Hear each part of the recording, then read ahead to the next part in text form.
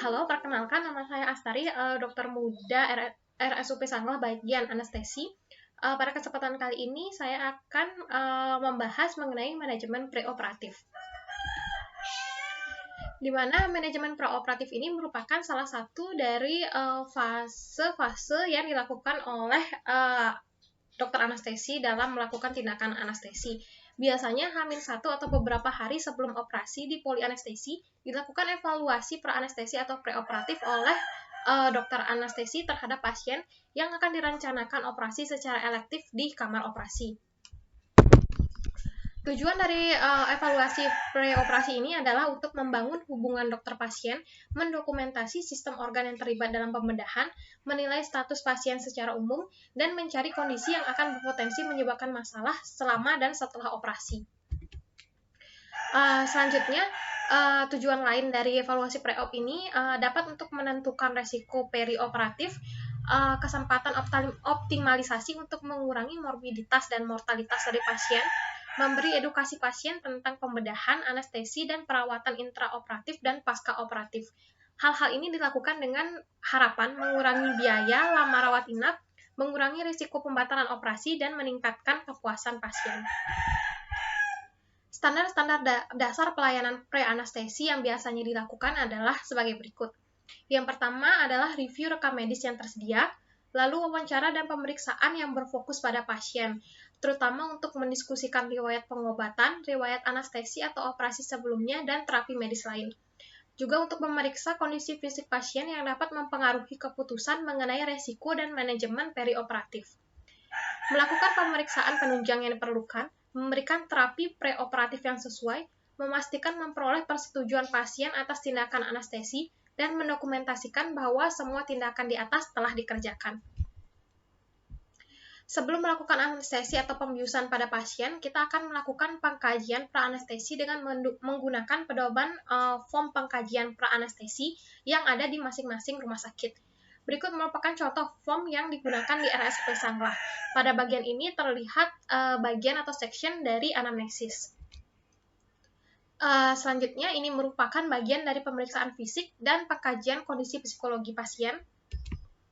Dan selanjutnya, terdapat pula pengkajian kondisi sosial, ekonomi, dan spiritual pasien. Lalu hasil pemeriksaan penunjang dan diagnosis sesuai dengan klasifikasi ASA, serta plan of care yang akan dilakukan oleh dokter. Selanjutnya kita akan membahas mengenai komponen preoperatif, di mana komponen-komponen preoperatif ini terdiri dari hubungan atau report, lalu riwayat preoperatif, pemeriksaan fisik, pemeriksaan penunjang, asesmen resiko, informed consent, persiapan preoperatif, dan premedikasi. Yang pertama adalah komponen dari report, di mana pasien berdiskusi mengenai kecemasan tentang anestesi dan pembedahan yang akan dilakukan. Sementara dokter anestesi akan menjelaskan untuk metode anestesi, rencana penanganan nyeri pasca operasi, resiko tindakan dengan istilah atau bahasa yang awam sehingga mudah dimengerti oleh pasien. Selanjutnya adalah komponen riwayat preoperatif. Riwayat sekarang atau riwayat penyakit lain harus dijabarkan dalam Basic 4 dan Basic 4 atau Fundamental 4 dan Secret 7, serta ditambahkan dengan analisis sistem yang menyertai dari keluhan utama. Sebagai catatan khusus, kita harus melihat beberapa komponen secara lebih mendalam, seperti contohnya adalah riwayat menstruasi pada wanita, di mana untuk komponen menstruasi ini, pasien yang sedang mengalami menstruasi bisa memiliki nilai hemoglobin yang turun, sehingga perlu untuk ditanyakan dan untuk mengevaluasi jumlah pendarahan yang mungkin saja terjadi. Selain itu, beberapa obat dari dokter anestesi tidak boleh diberikan pada kehamilan trimester 1 atau saat organogenesis, sehingga akan mempengaruhi dari kondisi janin. Yang kedua adalah komponen dari kebiasaan merokok, di mana kebiasaan merokok ini memiliki efek kardiovaskular, efek respirasi, dan juga kita harus melihat dari komponen smoking cessation, di mana untuk kardiovaskular, nikotin dapat meningkatkan denyut jantung dan spasme koroner, sedangkan dari efek respirasi dapat mengganggu dari komponen mukosilier, sehingga menyebabkan dahak pasien menjadi lebih kental. Dan biasanya pada umumnya pasien dengan kebiasaan merokok memiliki hyperactive airway, sehingga penting untuk dilakukan suction saat anestesi, terutama pada saat intubasi dan ekstubasi. Mengenai smoking cessation, apabila smoking cessation ini dilaksanakan 12 jam sebelum operasi, maka akan membantu untuk mengurangi kadar dari karboksi hemoglobin. Sementara apabila dilakukan 2 hari sebelum operasi, akan mengurangi efek nikotin di kardiovaskular dan mempengaruhi fungsi siliar dari pasien. Apabila dilakukan 2 minggu sebelum operasi, dapat mengurangi volume dari sputum. Dan apabila dilakukan 2 bulan sebelum operasi, di mana cut off 2 bulan sebelum operasi ini merupakan waktu ideal untuk smoking cessation, diharapkan dapat mengurangi resiko bronkospasme dan sekresi bronkial yang dapat terjadi. Untuk komponen selanjutnya adalah kebiasaan minum alkohol, di mana apabila pasien memiliki kebiasaan minum alkohol, ini akan diperlukan dosis yang lebih besar untuk menidurkan pasien saat operasi berlangsung. Selanjutnya adalah mengenai riwayat pengobatan, di mana riwayat pengobatan ini harus ditanyakan untuk mengetahui adanya kemungkinan interaksi obat yang digunakan dan obat yang akan digunakan selanjutnya. Untuk riwayat keluarga ini penting digali, terutama untuk mengetahui apakah ada riwayat gangguan pembekuan darah, riwayat diabetes mellitus, hipertensi, permasalahan jantung, porfiria, hipertermi maligna, hiperkolesterolemia, abnormalitas kolinesterase, atau adanya miastenia gravis pada keluarga pasien.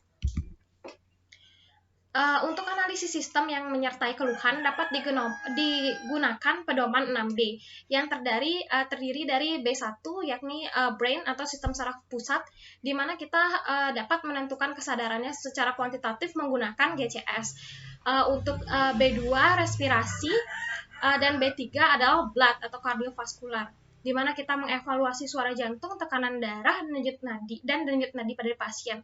Untuk B4 atau bowel atau gastrointestinal, kita dapat mengevaluasi apakah ada distensi abdomen dari pasien. Dan untuk B5 atau bladder, kita evaluasi produksi urin yang terjadi pada pasien.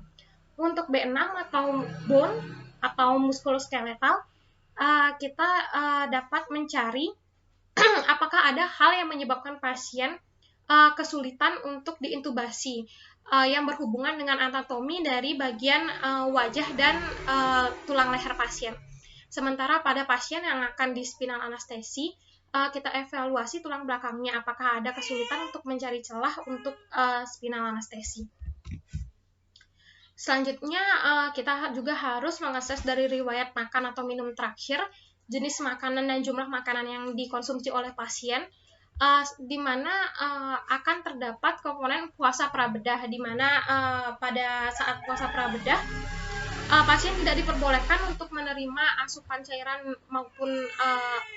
cairan ataupun makanan padat per oral dalam jangka waktu tertentu sebelum prosedur pembedahan, di mana tujuannya adalah untuk mengurangi resiko aspirasi paru dan komplikasinya.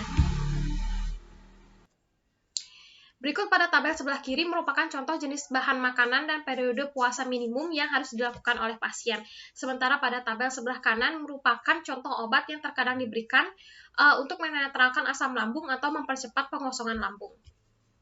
Untuk komponen yang selanjutnya merupakan komponen dari pemeriksaan fisik, di mana pemeriksaan fisik yang harus dilakukan meliputi vital sign, airway, jantung dan paru, sistem saraf, dan sistem lainnya yang terpengaruh akibat penyakit atau riwayat penyakit pasien. Dan untuk sebagai catatan, bila ada trauma, kita harus mengevaluasi apakah ada trauma lainnya, dan apabila ada kelainan kongenital, kita harus melakukan evaluasi dengan metode Factrel. Untuk evaluasi airway, terdapat 3 metode yang biasa dilakukan. Yang pertama adalah strategi atau metode Lemon, di mana pada metode Lemon ini nilai lebih dari 3 menandakan adanya kemungkinan kesulitan intubasi, sehingga mungkin diperlukan untuk penggunaan dari video laryngoskop dalam melakukan intubasi. Sementara pada evaluasi 332, Bila ukuran pada pasien ditemukan lebih pendek dari ukuran 332 ini, maka kemungkinan besar dapat terjadi kesulitan dalam intubasi. Untuk metode yang ketiga adalah Malampati Score, di mana skor Malampati ini merupakan penilaian ukuran lidah yang relatif terhadap rongga mulut. Semakin tinggi Malampati Score, maka kemungkinan dari kesulitan intubasi juga semakin tinggi. Komponen berikutnya adalah pemeriksaan penunjang, di mana tidak semua pemeriksaan penunjang dikerjakan, dan pemeriksaan penunjang ini biasanya disesuaikan dengan hasil anamnesis dan pemeriksaan fisik yang didapatkan pada pasien. Sebagai acuan, berikut merupakan beberapa pemeriksaan penunjang yang biasa dikerjakan pada pasien, seperti pemeriksaan darah tepi yang meliputi HB, hematokrit, leukosit, dan platelet, lalu serum glukosa, kreatinin, urea, dan elektrolit, lalu tes fungsi hati, tes koagulasi, toraks X-ray, dan EKG. Untuk komponen selanjutnya adalah mengenai asesmen resiko, di mana diagnosis anestesi atau asesmen resiko ini digunakan untuk memprediksi kejadian yang tidak diinginkan secara non-spesifik. Yang saat ini digunakan untuk asesmen resiko dan diagnosis anestesi merupakan klasifikasi ASA yang dikeluarkan oleh American Society of Anesthesiologists pada tahun 1961. Diagnosis ini diberlakukan pada semua pasien yang akan dikerjakan operasi. Di mana pada klasifikasi ASA, ASA kelas 1 adalah pasien normal yang sehat, ASA kelas 2 adalah pasien dengan penyakit sistemik ringan, ASA kelas 3 merupakan pasien dengan penyakit sistemik berat, ASA kelas 4 merupakan pasien dengan penyakit sistemik berat yang dapat mengancam nyawa, lalu ASA kelas 5 adalah pasien dengan penyakit sistemik berat yang dalam 24 jam diperkirakan bisa meninggal. Komponen selanjutnya adalah komponen informed consent, di mana pada komponen ini kita harus memastikan pasien yang kompeten atau wali mendapatkan informasi yang cukup mengenai prosedur anestesi atau bedah dan resiko dengan istilah dan bahasa awam agar dapat membuat keputusan baik pasien dan wali setuju ataupun tidak setuju tanpa adanya tekanan dari dokter maupun tenaga medis lainnya. Secara hukum perdata, pasien dewasa adalah pasien 21 tahun ke atas atau yang sudah menikah, di mana pasien dewasa ini dianggap sebagai pasien kompeten yang bisa mengambil keputusan atas informed consent ini sendiri.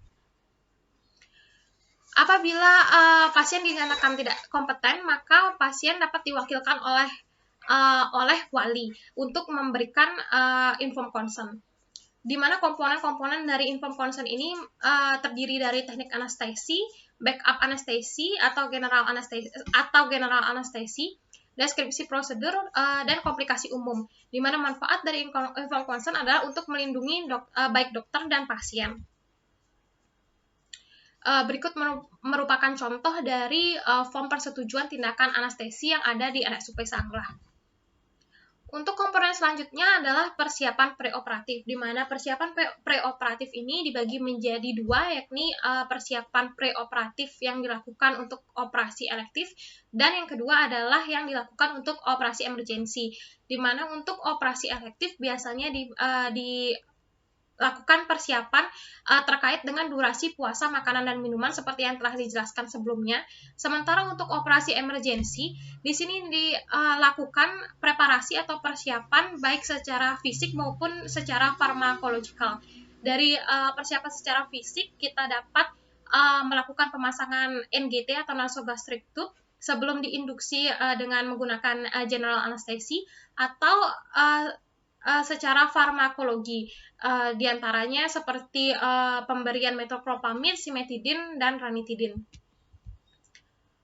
Komponen selanjutnya adalah premedikasi, di mana definisi dari premedikasi ini merupakan pemberian obat-obatan sebelum anestesi untuk mendapatkan kondisi yang diharapkan oleh anestesiologis untuk memfasilitasi prosedur anestesi. Tujuannya adapun seperti yang terlihat pada slide. Kelompok-kelompok golongan obat yang biasa digunakan sebagai premedikasi seperti golongan benzodiazepin, antikolinergik, antiemetik, profilaksis aspirasi, antihistamin, H1 blocker, dan opioid. Demikian pembahasan yang dapat saya berikan mengenai manajemen preoperatif. Terima kasih atas perhatiannya. Sampai jumpa di kesempatan selanjutnya.